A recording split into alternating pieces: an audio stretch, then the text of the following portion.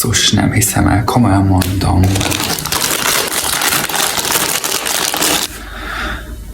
Basszus, most komolyan megcsaltak és elhagytak.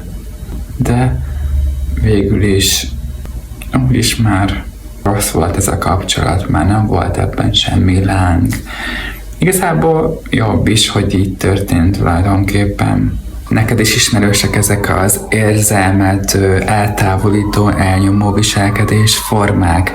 És szoktál esetleg intellektualizálni, megmagyarázni az érzéseket, vagy túlkompenzálva, túl dolgozzuk magunkat. Ez jellemző rád is? Vagy, hogy elnyomjuk az érzést, elkezdesz enni, inni, hogy ne kelljen foglalkozni ebben a rossz érzéssel? Például egy ilyen rossz érzés, egy szomorúság, egy csalódottság, vagy egy düh érzés, akkor rögtön a telefonodhoz kapsz, és elkezdesz scrollolni az Instagramon. Ha veled is elő szokott ez fordulni, akkor ez a videó neked szól.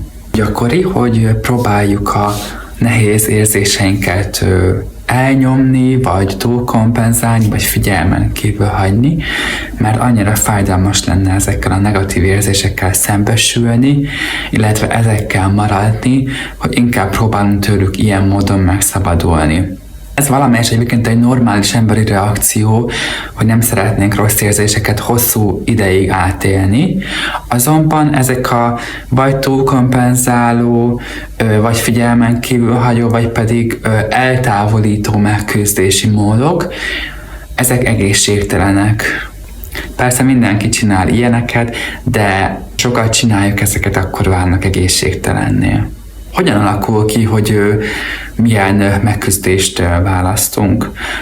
Gyakran ezek a megküzdések, különböző fajta megküzdési módok váltakoznak, de lehet, hogy valamelyik inkább jellemző rád, valamelyiket inkább választasz, tehát mondjuk vagy inkább hajlamosabb vagy arra esetleg, hogy figyelmen kívül hagyd az érzéseidet, vagy akár hajlamos vagy arra, hogy eltávolítsd magadtól azokat az érzéseket, vagy megmagyarázd magadnak, hogy miért nem kéne úgy érezni magad, vagy miért nem érdemes vele az érzéssel foglalkozni.